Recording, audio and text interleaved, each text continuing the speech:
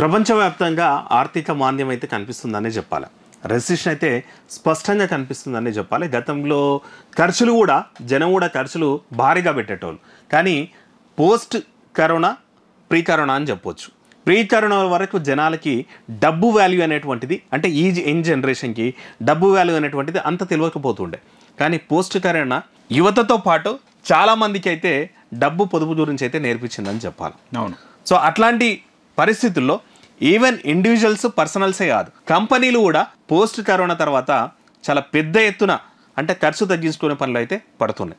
రెండవది international market కూడా అన్ని దేశాలు, అంటే స్పెసిఫిక్గా ఈ దేశం అమెరికనో లేకపోతే ఆస్ట్రేలియా లేకపోతే లండన్ అని కాకుండా ప్రపంచంలోని దేశాలన్నీ కూడా ఆర్థిక మాంద్యాన్ని అయితే ఫేస్ చేస్తున్నాయనే చెప్పాలి. అంటే ఓ రెసిషన్ అయితే నెలకొందని చెప్పాలి. కొద్ది రోజుల్లో చూస్తున్నాం మనం, కొన్ని ఇండస్ట్రీస్ అయితే బాగా ఫ్లక్చువేట్ అవుతున్నాయి. అంటే నష్టాల్లో ఉండడం, లేకపోతే అప్పులో ఊబిలో ఉండడం, లేకపోతే ఈ మార్కెట్ రెసిషన్ వల్ల జనాలు ఖర్చు పెట్టడం తగ్గడం వల్ల వీళ్ళ ఆమ్దాని తగ్గడం లాంటి వల్ల కొన్ని కంపెనీస్ అయితే జాబ్స్ రెగ్యులర్గా తీసేస్తున్నాయి. సో కొన్ని కంపెనీలు, చిప్ కంపెనీలు అయితే ఆ మధ్య చూసాం కొన్ని వేల మందిని కూడా తీసేసినాయి. ఈ కామర్స్ సంస్థలు, అమెజాన్ లాంటి సంస్థలు కూడా, ఇంత పెద్ద బిజినెస్ చేసే అమెజాన్ లాంటి కంపెనీలు కూడా జాబ్స్ తీసేసినటువంటి నేపథ్యం. జనాలు ఖర్చు పెడితేనే వాళ్ళకు బిజినెస్ అవుతుంది. రెండోది ఈ ఆర్టిఫిషియల్ ఇంటెలిజెన్స్ వల్ల చాలా చోట్ల ఆటోమేషన్ వస్తుంది. ఈ రోబోటిక్ ప్రాసెస్ వల్ల హ్యూమన్ డిపెండెంట్ జాబ్స్ అన్ని కూడా పోతున్నటువంటి నేపథ్యం ఉంది.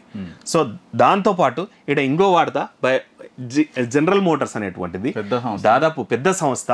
మనకు తెలుసు జనరల్ మోటార్స్ ఏ స్థాయి సంస్థనో, ఎంత ఇంటర్నేషనల్ స్థాయిలో దాని ఎంత ప్రసిద్ధి అనేటువంటిది.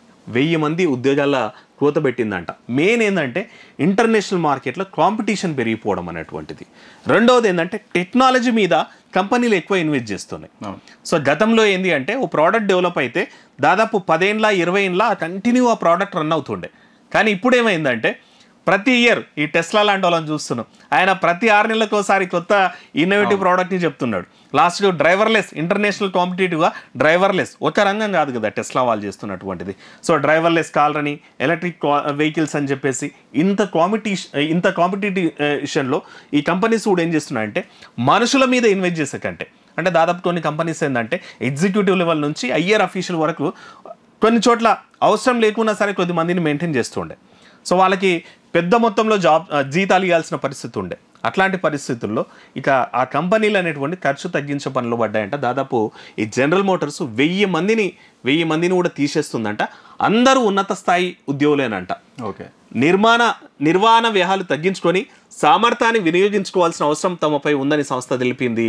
ఇక విద్యుత్ వాహనాలపై అధికంగా పెట్టుబడులు పెట్టాల్సిన పరిస్థితుల వల్ల వ్యయాలను తగ్గించుకునేందుకు సిబ్బందికి లేఅఫ్ ప్రకటిస్తున్నారని కూడా చెప్తున్నారంట. ఎందుకంటే మార్కెట్లో ఆ కాంపిటీషన్, అంటే కాంపిటీటరు కొత్త టెక్నాలజీయో, కొత్త మోడలో, కొత్త ప్రోడక్ట్ను లాంచ్ చేసినప్పుడు దానికి దీటుగా వీళ్ళు కంపల్సరీ డెవలప్ చేయాల్సిందే. సో అప్పుడు ఏంది, టెక్నాలజీ మీద పెట్టాల్సిందే. సో ఇట్లా అవసరం లేని చోట అంత పెద్ద కంపెనీలు కూడా నిర్వహణ భారం అయితే తగ్గించుకుంటున్నాయంట. అంటే ఫ్యూచర్లో అయితే ఈ హ్యూమన్ డిపెండెంట్ జాబ్స్కి అయితే చాలా టిపికల్ అనే చెప్పాలి. ఇవన్నీ వచ్చిన తర్వాత చాలా, అంటే మీరు అన్నట్టు చాలా కంపెనీలలో జాబ్స్ అయితే చాలా పోతున్నాయి. నువ్వు రోజుకు రోజు నీ టెక్నాలజీ కానీ అంతే కదా, నువ్వు గ్రోత్ కాకపోతే అంతే కదా, ఆటోమేటిక్గా అంటే నువ్వు అప్డేట్ కావాలి. అప్డేట్ కాకుంటే ఖచ్చితంగా జాబ్స్ పోతే, అంటే గ్యారంటీ అయితే లేదు. ఇంతకుముందు ఏంటంటే స్కిల్డ్ లేబర్ కాకుండా ఈ డ్రైవర్లు వాళ్ళందరూ ఉంటుండే కదా, అట్లీస్ట్ ఏం చదివిపోయినా ఆ డ్రైవర్ అయినా తోరానేటోళ్ళు. కానీ ఇప్పుడు ఏమైందంటే డ్రైవర్లెస్ కాలర్ని కూడా తెస్తున్నారు. అంటే చివరికి ఆ ఉద్యోగాలకు కూడా ఫ్యూచర్లో ప్రమాదమే ఉంటుంది. చాలా ఉద్యోగాలకు వచ్చిన తర్వాత చాలా ఉద్యోగాలకు అయితే ప్రమాదం అవుతుంది. ఆల్రెడీ స్టార్ట్ అయింది, కనిపిస్తుంది.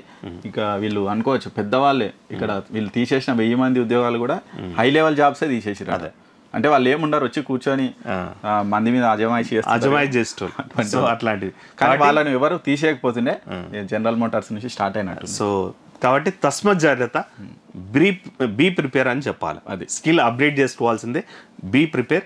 రేపటి నాడు మీకేదన్నా జరిగినా సరే ఆల్టర్నేటివా లేదనుకుంటే ఇంకా అడ్వాన్స్గా అయితే తయారుగా అండి ప్లీజ్.